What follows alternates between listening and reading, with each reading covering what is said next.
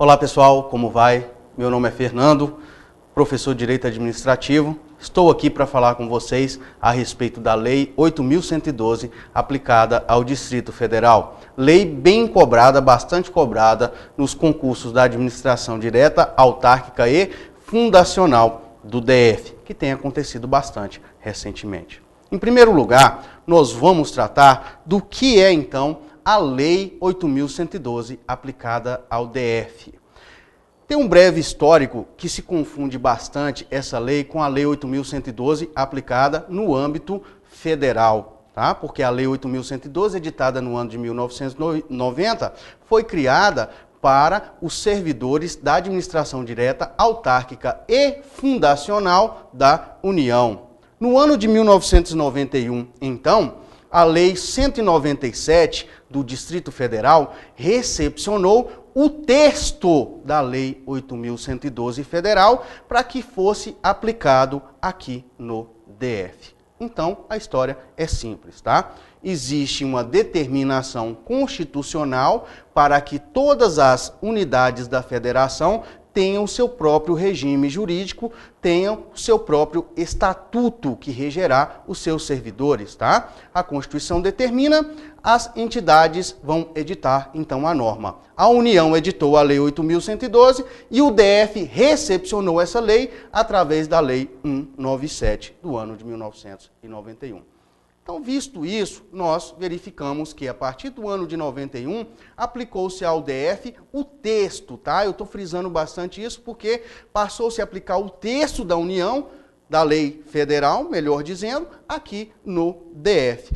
Consequência disso, que esse texto aqui do DF teve que sofrer algumas alterações, claro, para adequar à realidade distrital. A realidade da União, a realidade federal, tem as suas peculiaridades e a realidade do DF tem as suas próprias. Então, nós discutiremos o que será essa lei no decorrer dessa aula.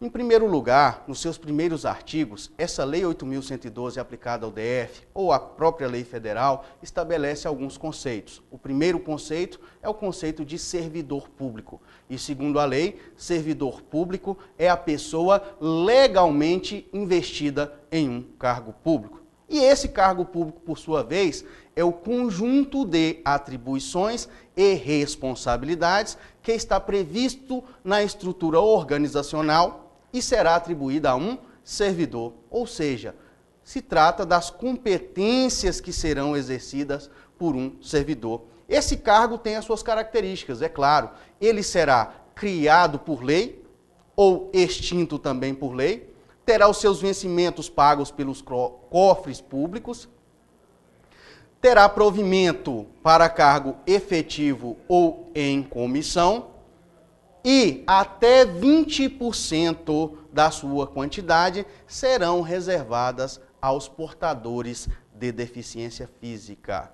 Muito bem, essas são as principais características do cargo público. Para que o servidor se invista nesse cargo, também é necessário que ele preencha alguns requisitos, os quais eu trouxe para vocês aqui, tá? Em primeiro lugar, está então a nacionalidade brasileira. Diz a lei que para se investir num cargo é necessário que se tenha nacionalidade brasileira. Mas atenção, porque a Constituição Federal e a própria lei, obedecendo à Constituição, abrem uma exceção sobre o assunto, dizendo que os cargos públicos, nos casos e condições previstos em lei, é o que diz a Constituição, poderão ser providos por estrangeiros. E, no caso, a lei regulamentou essa situação e disse que as universidades, as instituições de pesquisa tecnológica e científica poderão prover os seus cargos com estrangeiros. Então, atenção para as questões de prova que dizem a seguinte afirmação: os cargos públicos só serão acessíveis aos brasileiros. Ora, esse item estaria errado, porque nos casos e condições que a lei traz para nós, que a lei nos traz, nós podemos preencher os cargos públicos com estrangeiros. Esse é o primeiro requisito. O segundo é que ele deve estar no pleno gozo dos direitos políticos, estar em dia com as obrigações militares e eleitorais, possuir a escolaridade mínima exigida para o cargo. Nós temos concursos para nível médio, nível superior e muito pouco tem acontecido concursos para nível fundamental, mas isso vai estar previsto no edital, qual o nível de escolaridade exigido para o cargo. A idade mínima exigida para o cargo, que é de 18 anos, e eu chamo a atenção de vocês para o seguinte fato. Até pouco tempo atrás, era permitido aqui no DF que se fizesse concursos públicos, ou seja, tivesse acesso a cargo público, a pessoa que possuísse 16 anos de idade. Porém, essa lei foi revogada, tá? Ela não tem mais validade aqui, não tem mais aplicação aqui no Distrito Federal. Essa lei foi declarada inconstitucional, melhor dizendo. Além disso, nós também teremos que comprovar a aptidão física e mental para o exercício do cargo.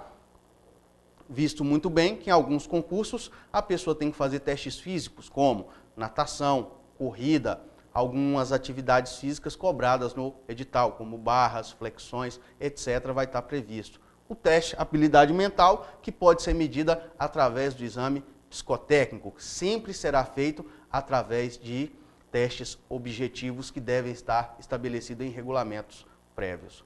Muito bem. Esses aqui são os requisitos para investidura no cargo público.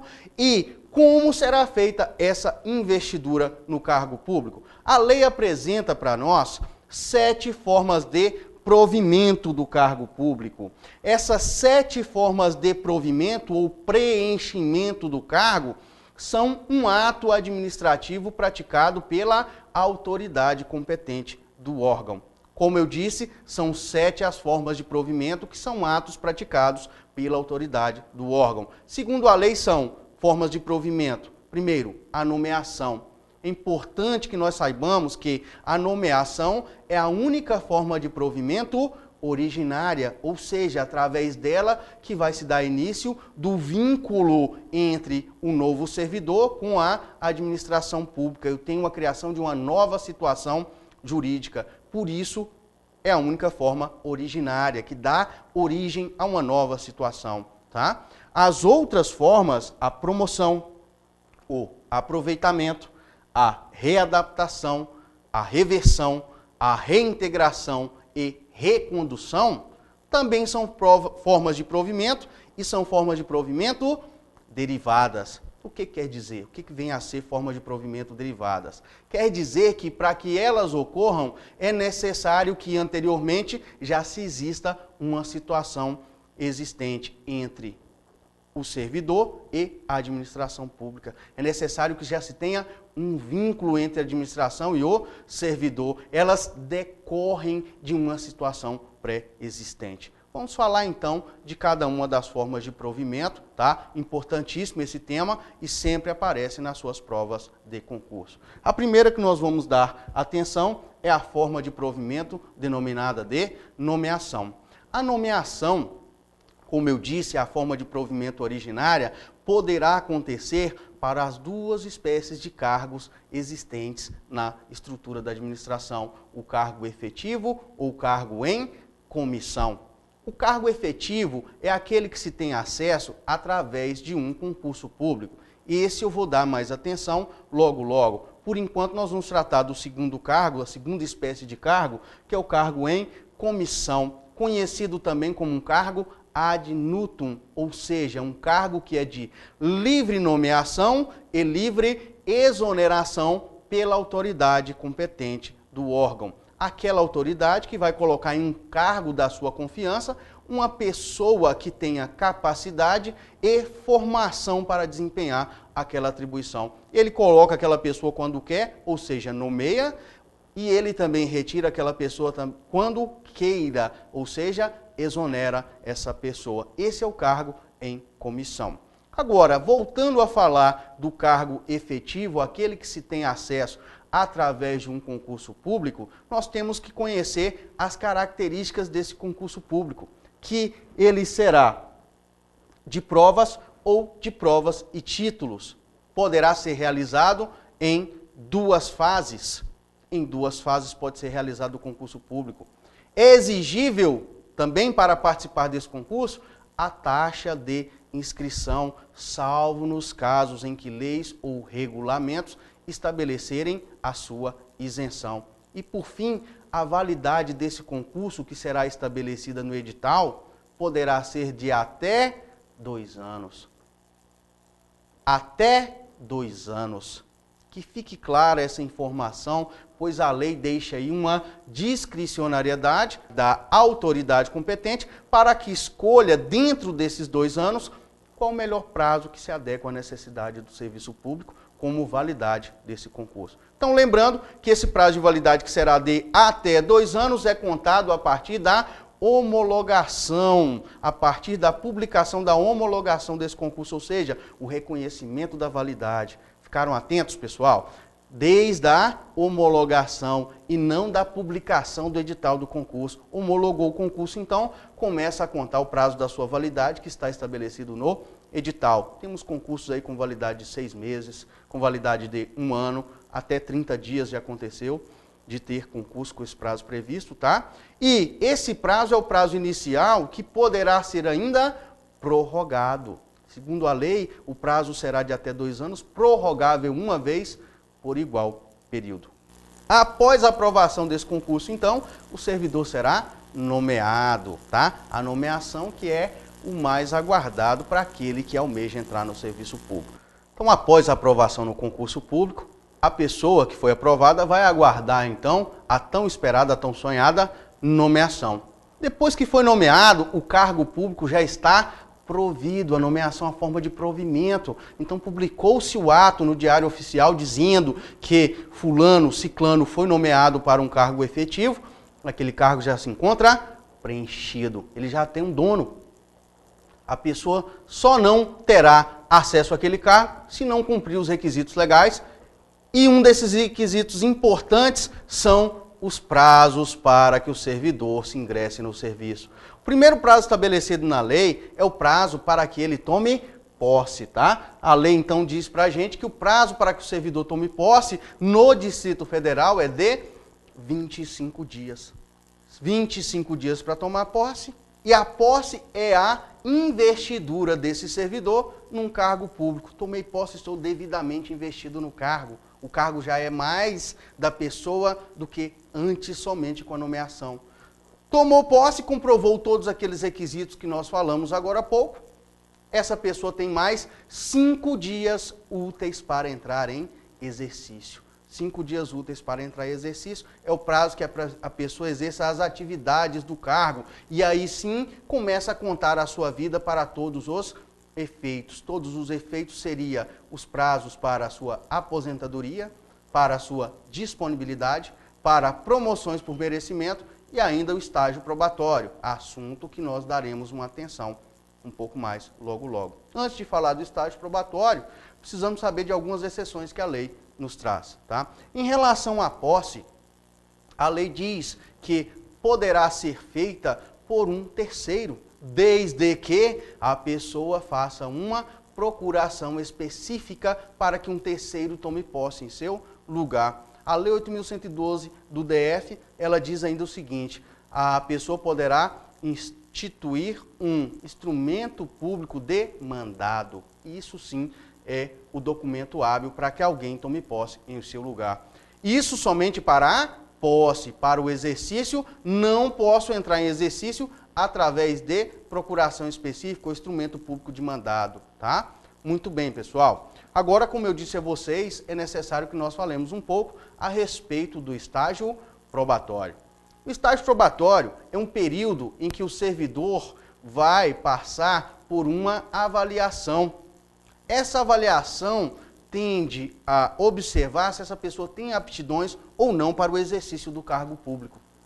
Segundo a Lei 8.112 do DF, o prazo do estágio probatório é de 3 anos, tá? Que fique claro, não existe nenhuma confusão no DF a respeito do prazo do estágio probatório.